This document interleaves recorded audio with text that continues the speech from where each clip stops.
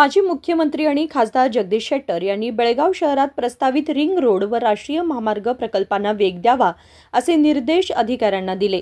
मंगळवारी जिल्हाधिकारी कार्यालयातील सभागृहात विशेष भूसंपादन अधिकारी व KIDB अधिकाऱ्यांसोबत आयोजित बैठकीत ते बोलत होते। रामनगर ते लोंढा रस्त्याच्या 10 किलोमीटर अंतरावर वाहतुकीची मोठी समस्या निर्माण झाली आहे। ही समस्या लवकर सोडवावी असे त्यांनी सांगितले।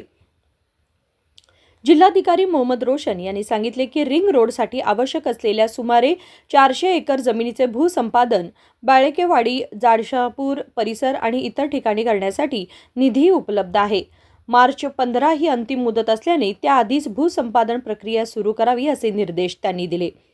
हलगा-मच्छे राष्ट्रीय महामार्गाचे काम सुरू आहे, परंतु शेतकऱ्यांच्या विरोधामुळे काही अडथळे आले आहेत। आता ती समस्या सोडवण्यात आली आहे। या महामार्गाचे काम डिसेंबर पर्यंत पूर्ण होईल असे त्यांनी सांगितले। यावेळी विशेष भूसंपादन अधिकारी राजश्री जैनापूर आणि इतर अधिकारी उपस्थित होते। विनोद कोलकार, KMM मराठी, बेळगाव।